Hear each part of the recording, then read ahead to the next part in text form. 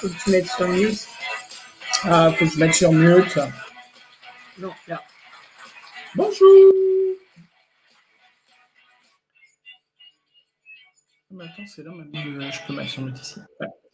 Bonjour à tous. Quelques petits problèmes techniques. Des réglages. Des réglages. Il faut qu'on se remette dans le bain après quelques semaines de vacances.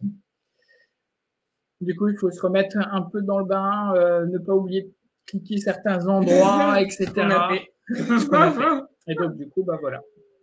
Alors, si vous nous rejoignez, n'hésitez pas à nous faire un petit coucou. Ça fait longtemps qu'on ne vous a pas vu. Hein, on est parti en vacances un peu longtemps. On a profité cette année.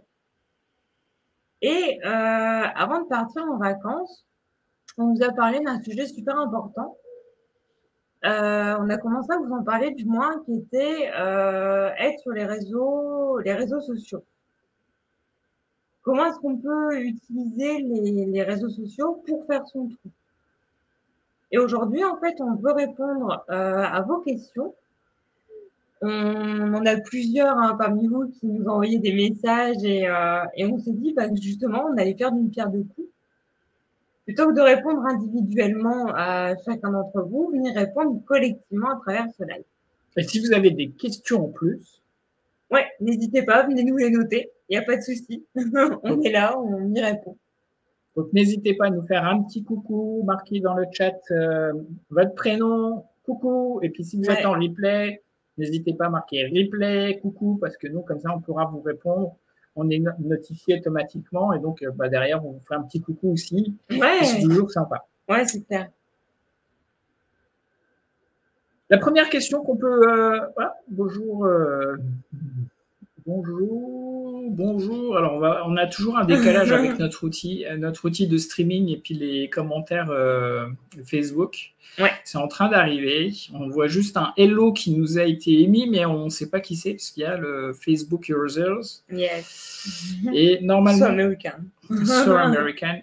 Normalement, vous avez un petit message qui vous dit est-ce que vous autorisez StreamYard à afficher votre prénom et votre nom. Donc, StreamYard, c'est l'outil qu'on utilise pour faire le streaming de notre live. On n'est pas directement sur la plateforme Facebook. Ça permet, entre autres, par exemple, d'avoir le logo qui est ici. Ça nous permet d'avoir le prénom et le nom qui est ici. Et donc, ça permet aussi, quand on met des messages ou qu'on met vos messages en commentaire, hop, c'est plutôt là, et ils apparaissent. Et quand ils apparaissent et que vous n'avez pas autorisé, hop, c'est là. Et donc, si vous n'avez pas autorisé StreamYard à mettre votre prénom et votre nom, on se retrouve avec Facebook User. Ouais. Et donc, on a du mal à identifier qui vous êtes. Qui est Facebook User? Qui est Facebook User? Une affaire pour Colombo, ça. Aujourd'hui, on n'a pas de... On va se remettre sur la bonne vidéo. Hop, on va se remettre sur la vidéo. Donc, peut-être faire la croix et puis rafraîchir sur là ici. Ouais, vas-y.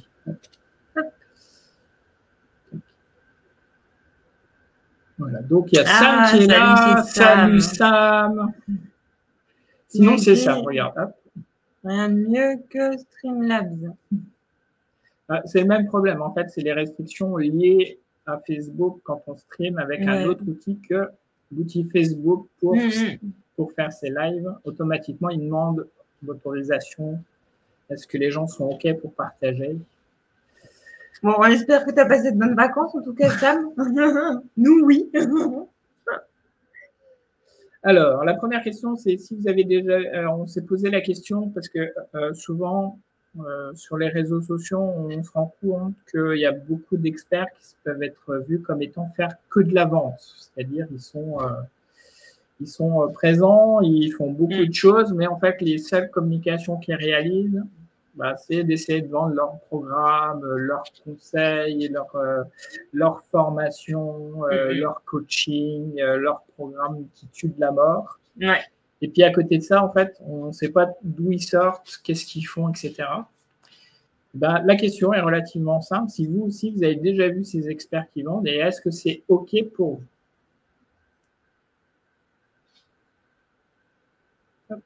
Alors Sam nous regarde sur son portable et a priori, oui, il ne demande pas l'autorisation. OK. Donc, j'ai utilisé le compte de Céline pour afficher la question. Hop. Donc, Céline, on voit, elle a accepté. C'était une proposition qui a été faite. Donc, est-ce que, tiens, Sam, puisque tu es avec nous en direct, est-ce que toi, tu as déjà vu des experts qui font que vendre et est-ce que c'est OK pour toi de les voir vendre en fait? Ou est-ce qu'on fait, ou au contraire, ça te fait chier de voir les experts vendre leurs trucs, leurs soupes, sachant que des fois, on a du mal à identifier si c'est vraiment des experts ou un peu des charlatans, des gens qui veulent se faire passer experts et alors que c'est des grands débutants. Et ils veulent faire leur trou et c'est OK aussi avec ça. Donc, n'hésitez pas en commentaire à mettre ce retour, oui, non. Si vous nous regardez en replay, n'hésitez pas à faire oui, non. Leur formation, on est d'accord. Ouais, alors après, c'est des formations. Il y en a qui vendent des défis, il y en a qui vendent des masterclass, des bootcamps. En fait, on donne un peu le nom commercial qu'on veut. En tout cas, ils essayent de vendre au moins leur expertise sous une forme ou sous une autre. Oui, c'est ça. Que ce soit la formation, le conseil, etc. Ouais. Donc, pour ça, c'est la formation. Et tu es d'accord avec ça? Tu es OK avec ça quand tu vois leur publicité ou leur publication ou leur post où, en fait, c'est principalement, viens chez moi, je suis le meilleur. J'ai le programme qu'il te faut.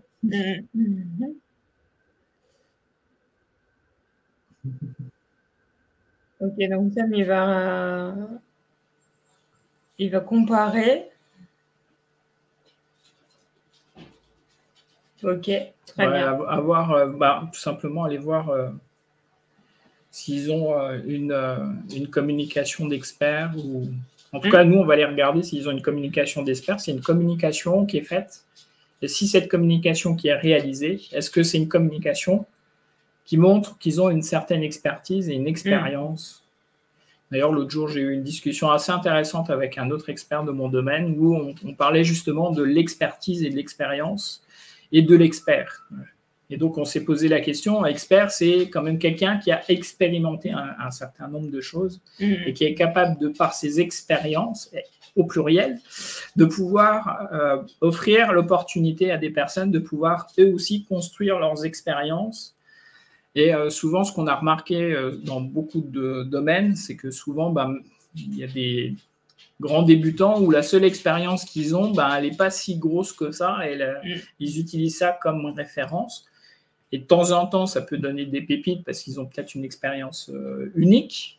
Et puis, il y en a d'autres où, en fait, c'est lambda et malheureusement, il y a juste un emballage cadeau. C'est vrai.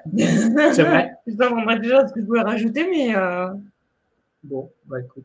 Écoute, le moment, je suis tout d'accord. Tout kiff, d'accord que bourricot. Ouais, c'est ça. Du coup, alors, si on s'amusait à éclaircir ce que ça veut dire une communication d'expert, qu'est-ce que c'est? Comment on peut reconnaître cette communication? Comment, sur les réseaux sociaux, moi, je peux être vu comme un expert, en fait? Ouais. C'est ça. Comment détecter les charlatans? Alors, nous, on va chercher plutôt à détecter les experts en eux-mêmes. Ouais, on va essayer de rechercher nos perles, en fait. Ouais, c'est ça, rechercher nos perles, voir comment ils... on a envie d'aller se former, ceux avec qui on a envie de suivre des choses. Et ouais, c'est plutôt ça, nous, la question qu'on s'est posée. comment trouver nos pépites. Alors, la première chose, c'est que normalement, si l'expert fait de la communication et partage, il a souvent une communication qui est structurée et sa structure est relativement simple.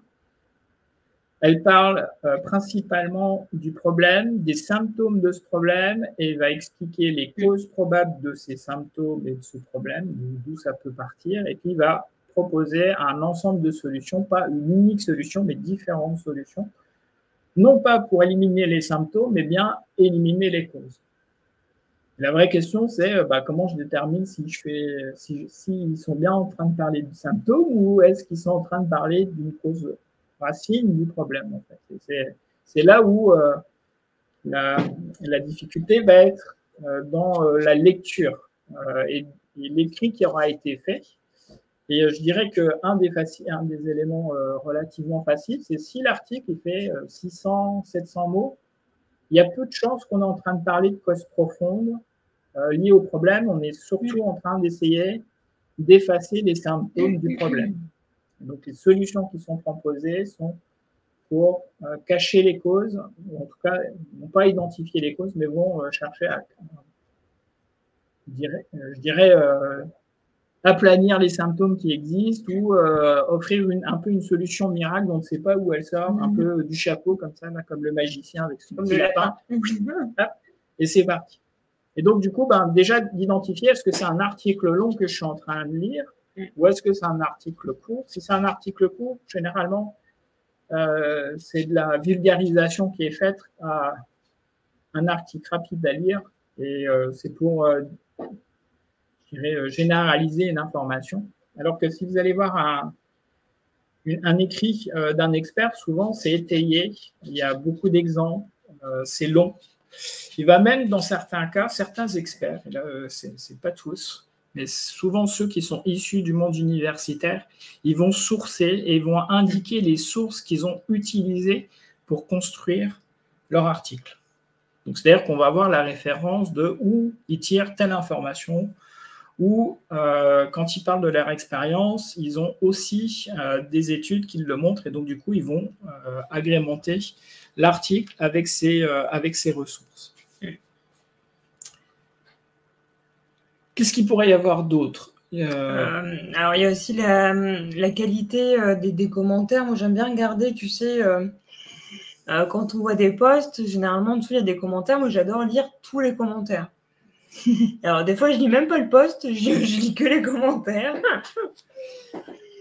Et c'est vrai que dans les commentaires, des fois, il y en a qui sont vraiment qualitatifs et qui amènent un autre débat.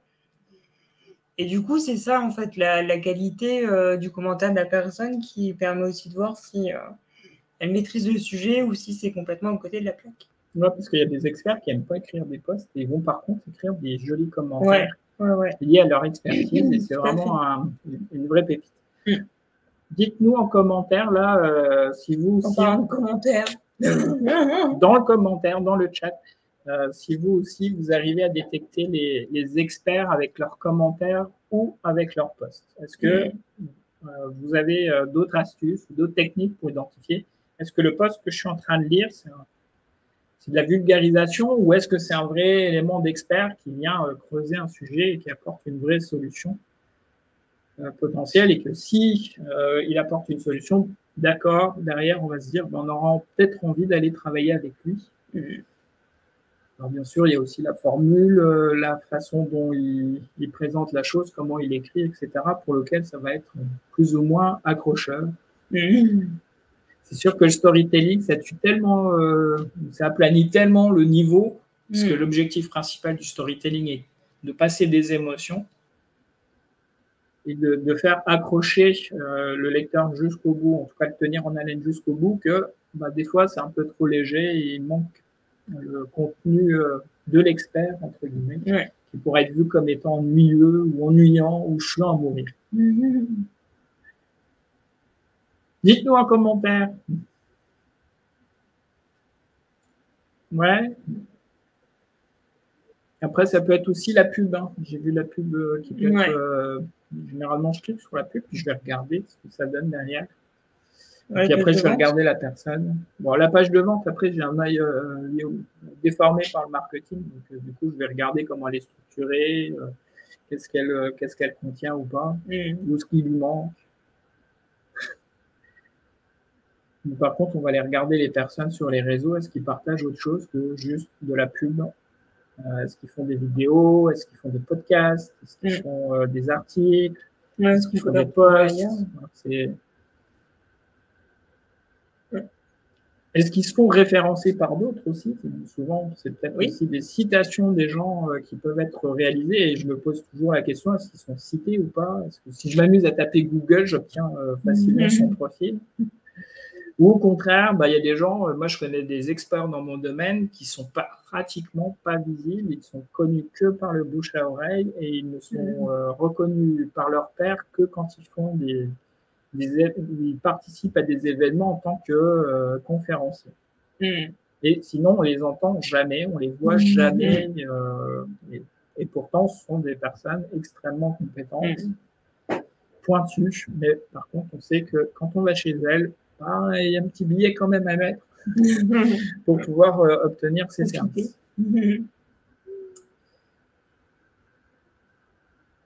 L'autre point qu'on voulait partager sur ces éléments-là, c'est sur les vidéos aussi. On a vu pas mal de... Nous, on adore faire des vidéos. Je ne sais pas si vous nous voyez souvent faire des ânes sur certaines vidéos et puis des choses beaucoup plus sérieuses. Beaucoup plus sérieuses sur d'autres, même si le contenu en lui-même est très sérieux. Des fois, on a envie de un peu s'amuser.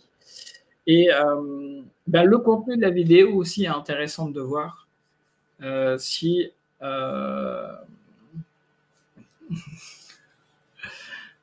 J'aime bien le commentaire qu'a mis Sam. On regarde aussi les profils des commentaires, les gens qui ont fait les commentaires, si le profil il est vide.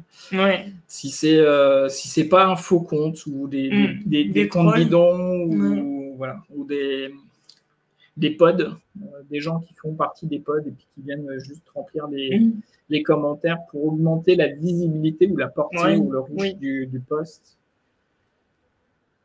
Et c'est vrai que dans ce cadre-là, on peut se poser la question. Donc, j'étais en train de dire les vidéos. C'était ça. Oui, tu parlais des vidéos.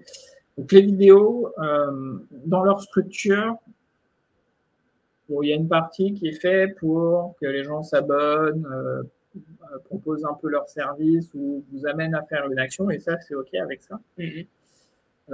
Généralement, c'est soit au début, soit à la fin de la vidéo. C'est gratuit, OK, il n'y a pas de souci.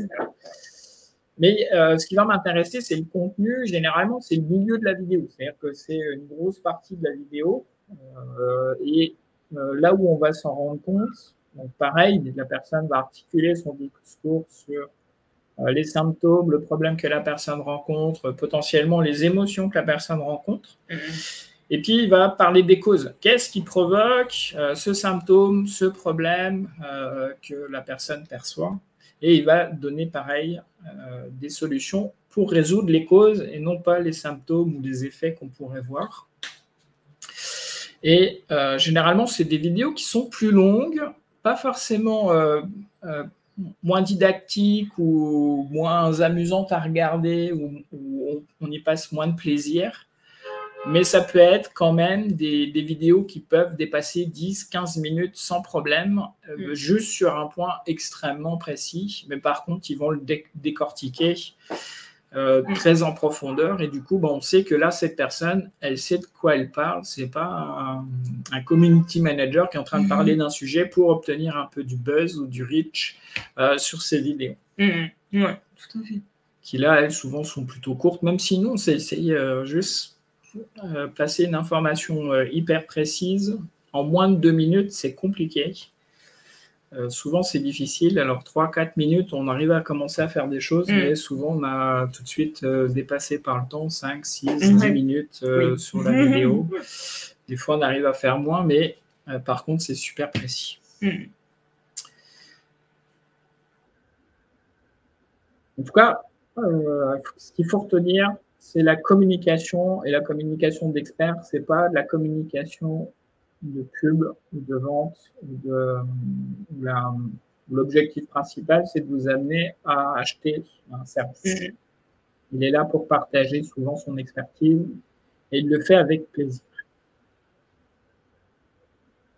Est-ce que vous avez des questions? N'hésitez pas à mettre les questions en commentaire, on les lit, on les partage. Si vous êtes en replay, n'hésitez pas à faire à l'écriture en commentaire de ces questions.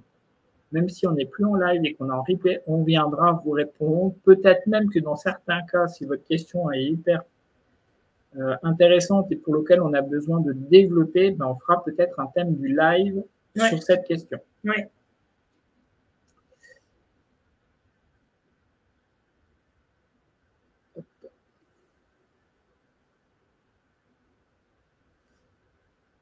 Une question pour vous encore, tant qu'à faire, on a décidé de faire on a encore un petit peu de temps ensemble et on a encore des choses à partager s'il y a besoin. Est-ce que vous faites, vous écrivez des posts? Est-ce que vous écrivez des articles? Est-ce que vous écrivez des vidéos? Vous faites des vidéos? Est-ce que vous faites des podcasts? Dites-nous en commentaire. Donc, si j'écris des articles ou des posts, bah, j'écris. Ça suffira, ça ira vite en commentaire. Si c'est des vidéos, bah, marquez vidéo, et si c'est podcast, mettez podcast. N'hésitez pas à mettre vos liens de l'endroit où on trouve votre blog, de l'endroit où on trouve votre podcast, l'endroit où on trouve votre vidéo pour qu'on puisse aller nous aussi profiter peut-être de votre expertise. Peut-être qu'il y a des choses qui vont nous intéresser aussi.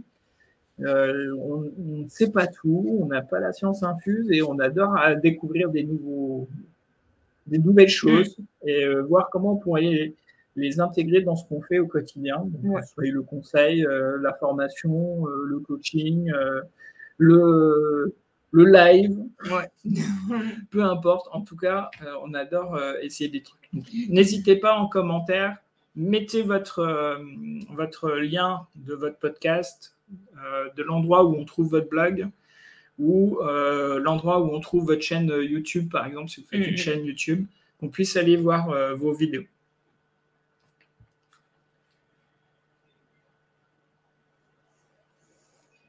Alors maintenant, la question qu'on pourrait se poser, c'est comment reconnaître un expert, un vrai professionnel, le professionnel, comme le film. Avec Belmondo. C'est ça. Alors, j'aurais envie de te dire, effectivement, comme nous disait tout à l'heure Sam, il y a une question de profil. On doit avoir un profil qui est professionnel et un profil qui va venir montrer l'expertise. Donc, le profil, ça passe par une photo. Pas forcément une photo de Jean-Paul Belmondo, mais une photo de la vraie personne.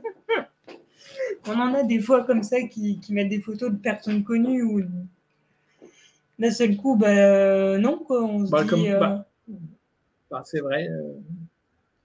Après, sur Facebook, on rencontre plein de gens où ils mettent pas de photos, où ils mettent un paysage, où ils mettent leurs enfants, où ils mettent leurs chiens. Moi, ça m'arrive de mettre mon chien sur Discord, par exemple, ça m'amuse. Mais c'est pas le même objectif, c'est plus pour... tout à fait. Donc, si vous êtes sur Facebook, faites 2 comptes. Un compte privé où vous faites des photos de ce que vous voulez, et puis ayez un compte pro où vous allez être pro dessus. Oui, tout à fait. Donc, il y a effectivement la photo, il y a aussi la description de ce que la personne fait dans la vie. Moi, par exemple, il y a un truc qui me fait un peu dresser les poils, c'est le fameux formateur pour adultes. Où je me dis, ça veut dire tout et rien en même temps. Parce qu'il y a tellement de domaines dans la formation que du coup, on met formateur pour adultes et puis on se dit, allez... Allez, c'est le chalut et puis je lance le gros filet et j'espère que je pourrai trouver mon petit poisson. Oui, c'est ça, exactement. Et du coup, quand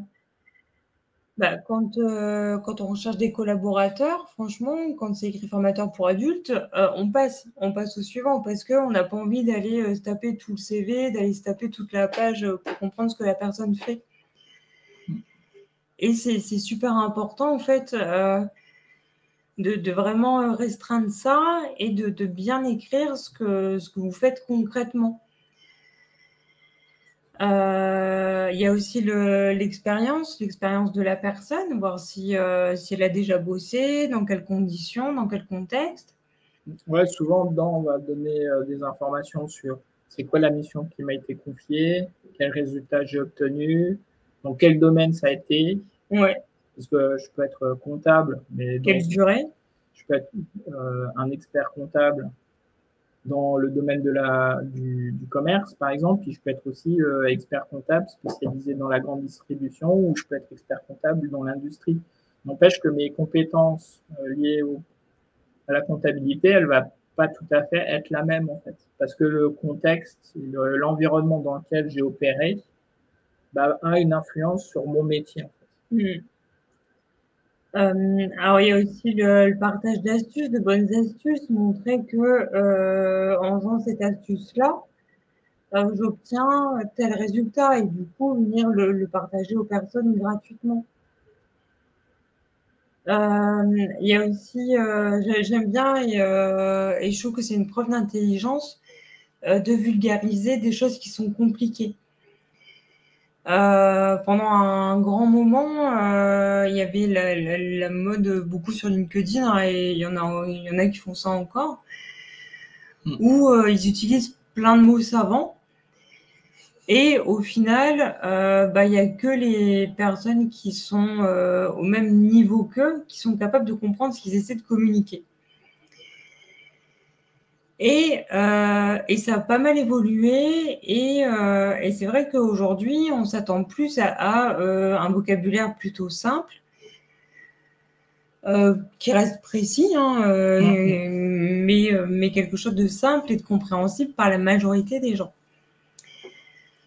Donc voilà, donc même les acronymes, ce genre de choses, vous voyez, peut-être éviter ou Bah, c'est difficile parce que le résultat, on n'utilise que des mots de notre domaine à des niveaux où les concepts sont très, très avancés.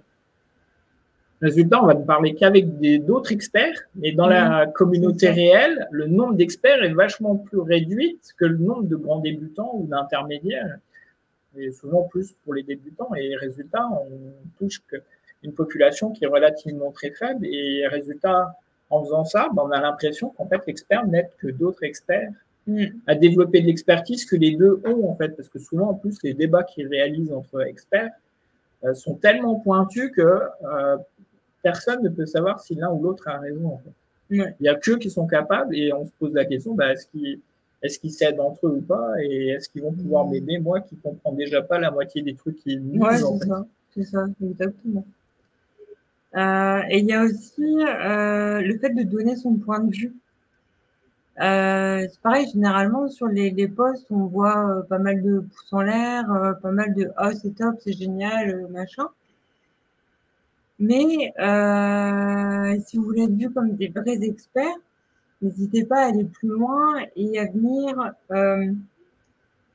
peut-être compléter, peut-être à argumenter, venir voilà, étayer un petit peu ce que la personne dit avec votre vision à vous. Ouais, ou un angle un peu différent de ce qui est proposé. Oui, tout à fait, hein, que vous ayez le même avis que le post ou un avis contraire ou un avis oui mais. Voilà, on ne peut pas hésiter à venir étayer. Du coup, si vous avez des questions, écrivez-nous en commentaire, n'hésitez pas, on répond. Ouais, on est là pour ça. Peut-être un dernier point sur ce profil. Tout à l'heure, je parlais de Facebook, mais c'est vrai, c'est aussi vrai pour LinkedIn. D'autant plus sur LinkedIn, il y a intérêt d'avoir un profil. Là, pour le coup, le profil, il doit être nickel, quoi. Autant sur Facebook, on peut encore comprendre que la personne n'a pas un profil très développé, très pro, mais autant sur LinkedIn, qui est quand même le réseau professionnel par défaut, bah là, il faut le soigner réellement, en fait. Il faut vraiment apporter la touche qui montre qu'on est l'expert et qu'on est capable d'aller aider les gens. Ouais. En plus, il y a des infos, on peut partager des contenus, on peut partager des PDF, des vidéos, plein de choses qui montrent qu'on est l'expert du domaine. Ouh. La question des questions, c'est le moment de déposer les questions avant que on termine en fait. On va arriver tout doucement au bout. Donc, si vous avez une question là, c'est le moment. Ou si vous nous regardez en replay, n'hésitez pas à nous mettre votre question en replay. On se fera un plaisir d'y répondre. Il n'y a pas de souci. Je sais qu'aujourd'hui, c'est un horaire qui a changé par rapport à ce qu'on faisait d'habitude.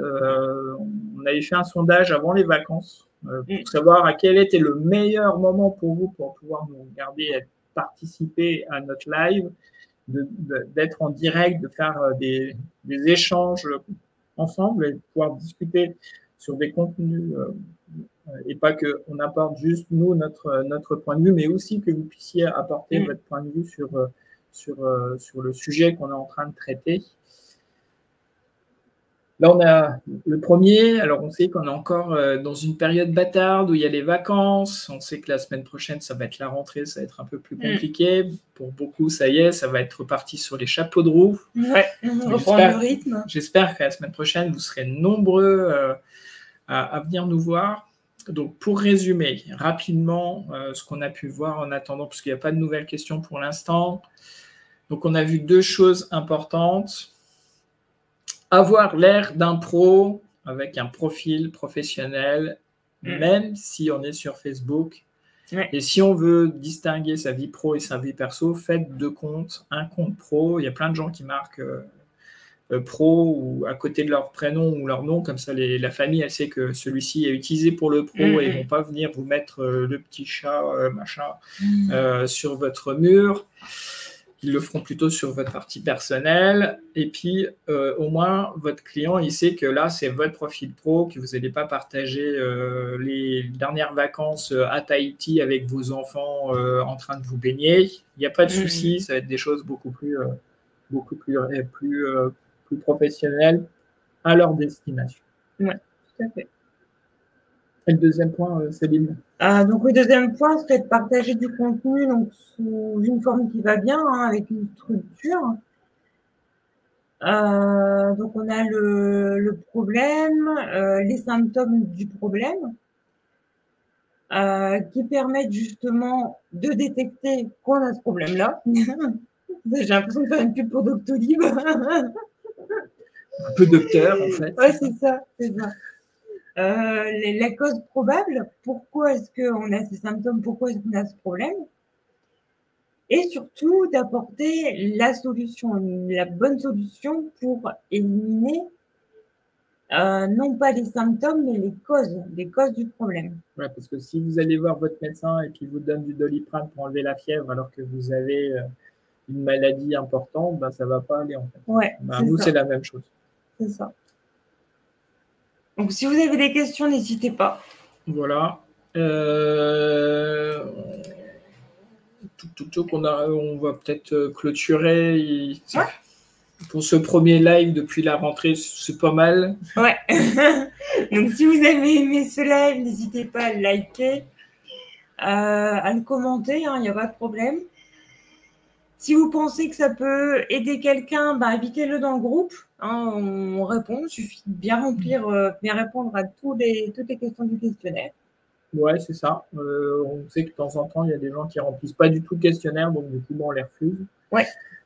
Il y a 2 questions obligatoires à répondre, du moins 3, parce qu'il faut cocher la case comme quoi on accepte les règles. Donc ça, c'est le troisième point. Mais le premier, c'est de nous dire quel est le métier qu'on fait. Il n'y a pas de honte à dire je suis formateur ou je suis entrepreneur. Ça peut ne pas être un secret.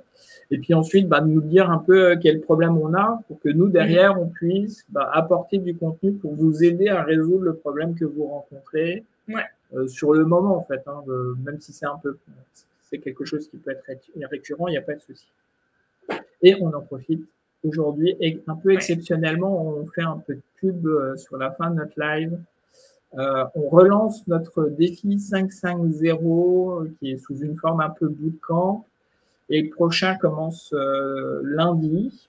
Ouais. Alors je sais, ça fait court, mais c'est pas grave, vous inquiétez pas. Si vous ratez celui-là, il y en aura un autre pour lequel on vous fera top.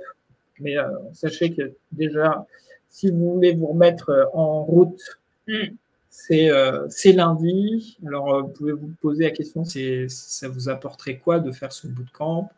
Il va vous aider essentiellement à structurer et à ancrer votre position d'expert en utilisant les médias sociaux. Ça dure 5 jours. On va vous faire presque une vingtaine de missions réparties sur ces 5 jours où l'objectif, c'est justement de venir vous positionner comme expert et au travers de cette expertise, de commencer à toucher vos clients et de pouvoir aller chercher des rendez-vous et puis d'aller discuter avec eux pour voir si vous pouvez les aider d'une façon plus avancée, plus personnalisée pour eux. On vous partage énormément de trucs, astuces, de bonnes pratiques qui ne sont pas intrusifs pour vos clients potentiels. Oui, on n'est pas des vendeurs de tapis. Et en plus de ça, je tiens à ajouter aussi qu'on est présent. Donc, c'est un livrable sous forme de cahier. Et à côté, sur une plateforme, on est présent avec vous et on vous fait faire des activités tout au long du cahier d'exercice. Ouais, c'est ça. Comme le cahier de vacances. On parlait tout à l'heure de Discord. On est sur Discord, on est un groupe Discord avec tous les gens qui ont fait ou qui font le bootcamp.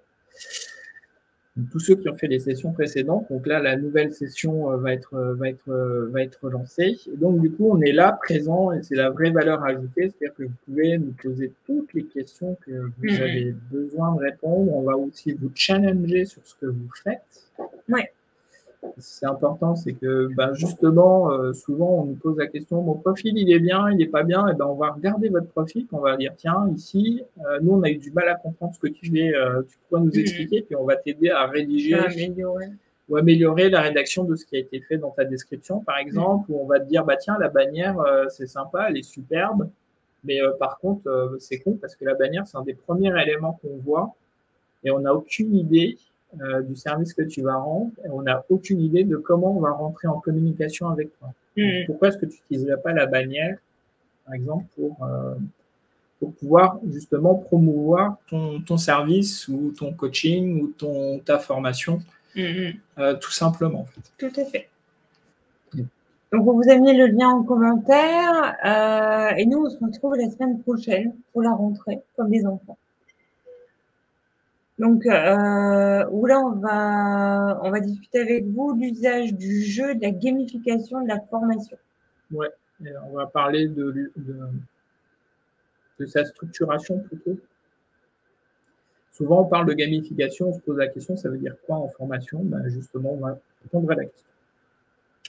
À jeudi prochain? À jeudi. Ciao. Ciao, ciao. Bye bye. Alors, hop.